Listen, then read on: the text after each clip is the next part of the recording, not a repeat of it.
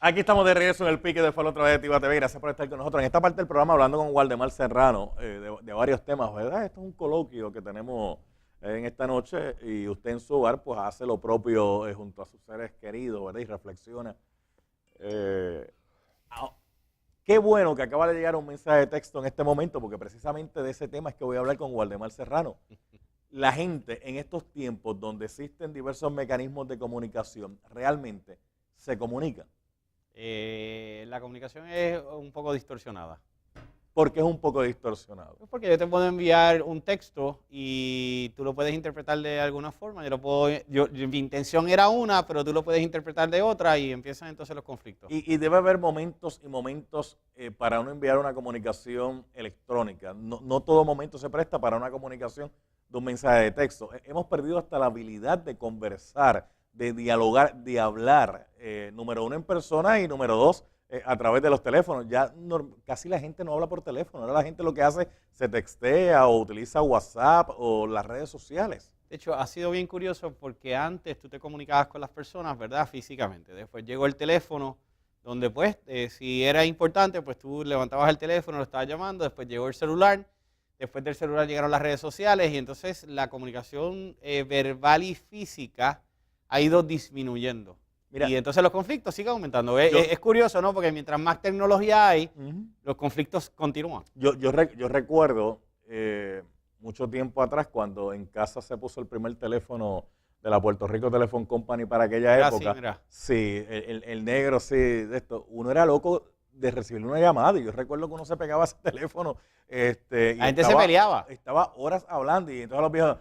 Cuelia, que estoy esperando una llamada de fulano, engancha que mira, va a llamar fulano. No, así no te hacían, te levantaban el que estaba en el cuarto de ellos, eso era cuando y tu mamá te decía, engancha, que yo soy el que pago el teléfono y que te vas a una llamada. Ya sé que eso pasaba en tu casa, que había más de un teléfono, en casa nada más había uno y estaba en la sala. Habían dos, uno en la sala y otro en el cuarto. Es más, hubo una época que recuerdo que le cambié el cable al teléfono, porque tú sabes el cable, era cortito, y le pusimos un cable bien largo, porque tú lo estirabas hasta el pasillo, te escondías en un pasillito y decías, mira que papá y mamá están durmiendo, pero vamos a hablar aquí un ratito, bajito, y tú estabas pegado horas ahí. Y después no te pasaba de momento que decías, hello, y era que tu mamá ya te había enganchado.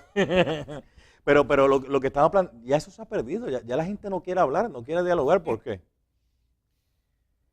No es que no quiera hablar, por lo menos lo que lo hemos conversado anteriormente, esta nueva generación que son los millennials se han dedicado son los más que se comunican entre generación y los menos que se comunican con otra generación. Así que ellos se comunican entre ellos mucho, pero cuando vienes a otra generación, pues no tienen esa habilidad porque no fueron desarrolladas en su casa. Yo creo que, de hecho, estaba leyendo un artículo ayer de un psicólogo clínico de niños que decía que a los niños no se les debe dar un celular hasta tanto y en cuanto no cumplan los 13 años.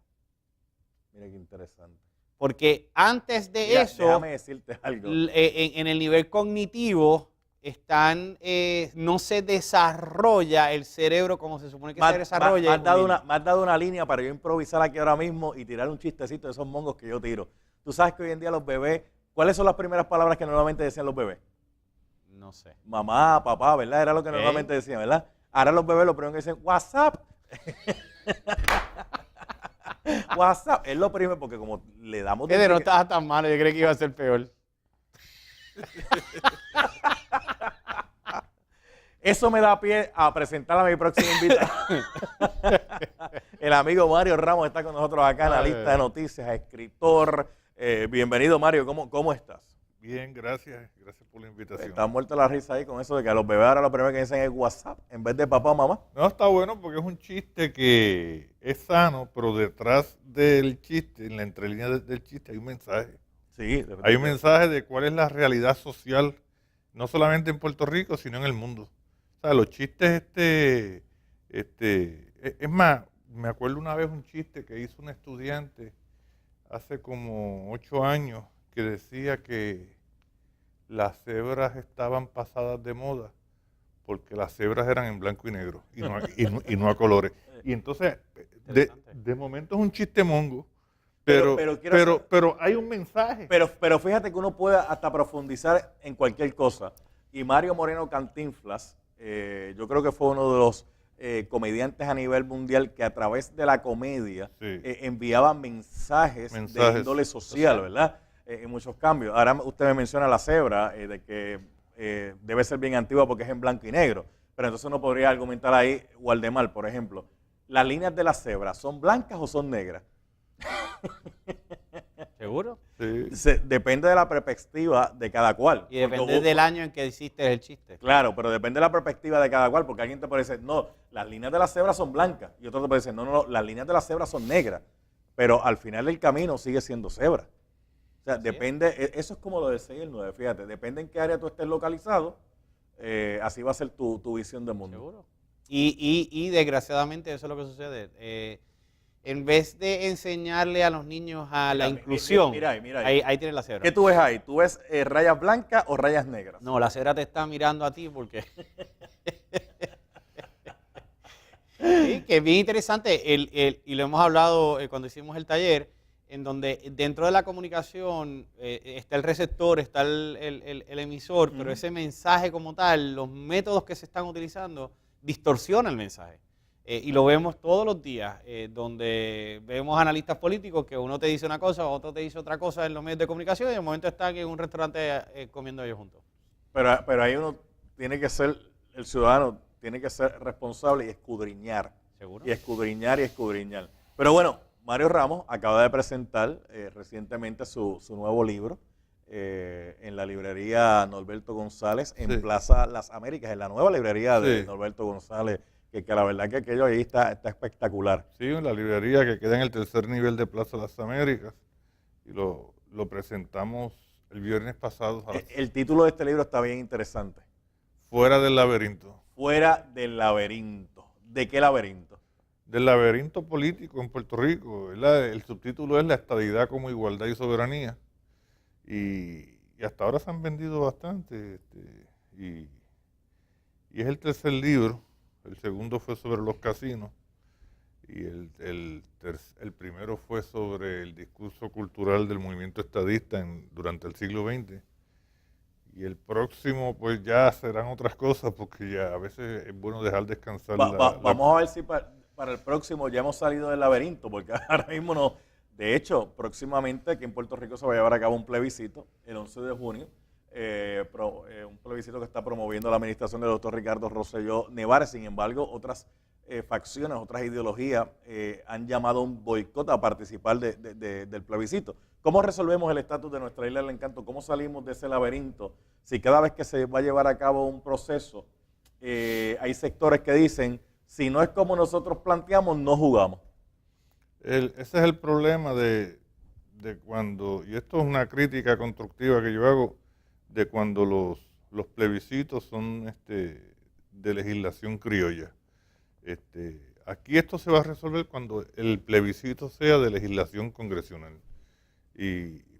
Pero mientras se haga aquí en Puerto Rico, pues la mayoría parlamentaria siempre pues va a cargar la brasa a su sardina y siempre va a haber un sector político que va a estar en contra. Ahora, cuando ya es de legislación congresional, que entonces viene como un mandato, como se dio en las vistas aquellas del 89 al 91 y como se dio también cuando el proyecto Young, pues entonces ya la realidad es distinta.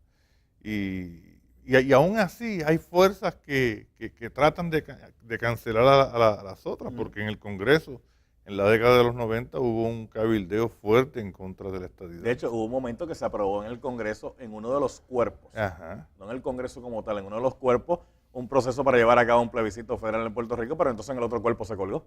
Sí, se aprobó por un voto en la Cámara, y entonces hubo una lucha de parte de Luis Gutiérrez bien dura en contra del proyecto, y de Nidia Velázquez. José Serrano estaba a favor del proyecto, y aún así la diferencia fue de un voto a favor.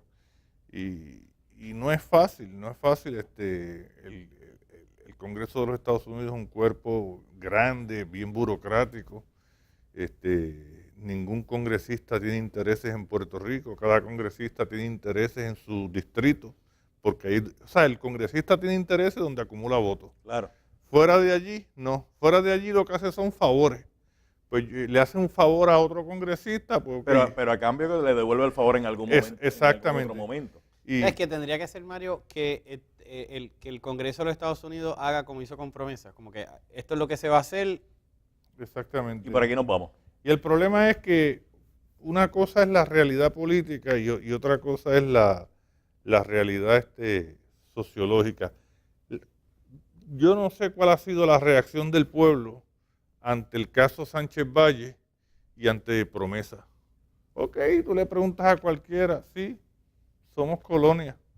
O sea, le preguntas sobre la situación y dice, sí, somos una colonia, somos un territorio, pero como que no le importa y siguen caminando. ¿Por qué? Porque el puertorriqueño primero es individuo de carne y hueso, después es lo demás. Para que tengan una idea, hace como unos días atrás, la noticia de mayor prioridad era si el día del plebiscito iba a haber ley seca o no iba a haber ley seca. Ah, sí. Y tú entrabas a las redes sociales y el tema que ocupaba el espacio era si ese día iba a haber ley seca o no iba a haber ley seca. No era ni tan siquiera de cómo va a ser el proceso, si el proceso si aparece el dinero, sino el proceso era si iba a haber ley seca o no iba a haber ley seca. Y entonces, o sea, la ley seca es mucho más importante que la determinación del futuro de una cosa increíble. Y entonces, pues, la gente coge estos temas serios con frivolidad y la verdad que resolver el estatus político de Puerto Rico es un tema extremadamente importante y no ha habido los mecanismos, ni el discurso, ni la manera de hacerle ver a la gente, porque en eso hay que culpar también a la clase política,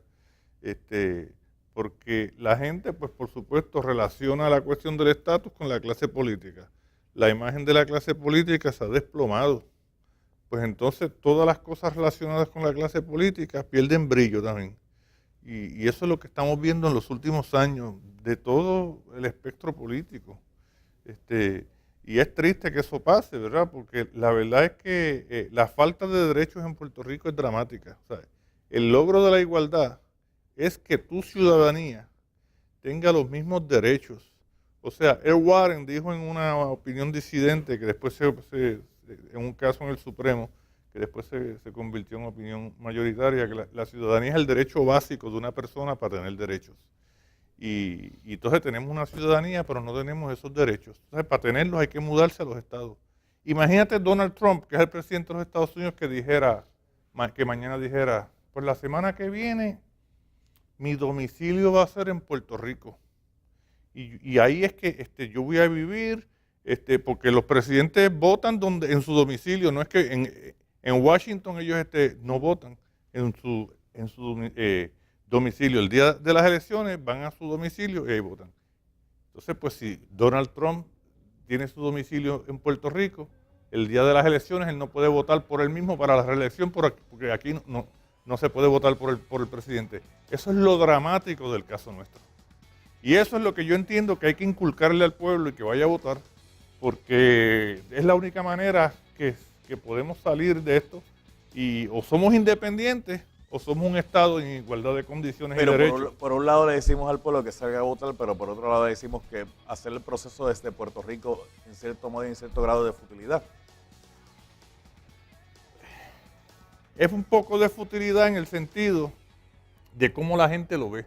Por eso, y mucha gente dice, ¿para qué participo de algo que yo sé que al otro día no va a pasar nada, seguimos igual y posiblemente hasta archiven esos resultados? Distinto sería que la convocatoria, en vez de hacerla al gobierno de Puerto Rico, la haga el Congreso de los Estados Unidos.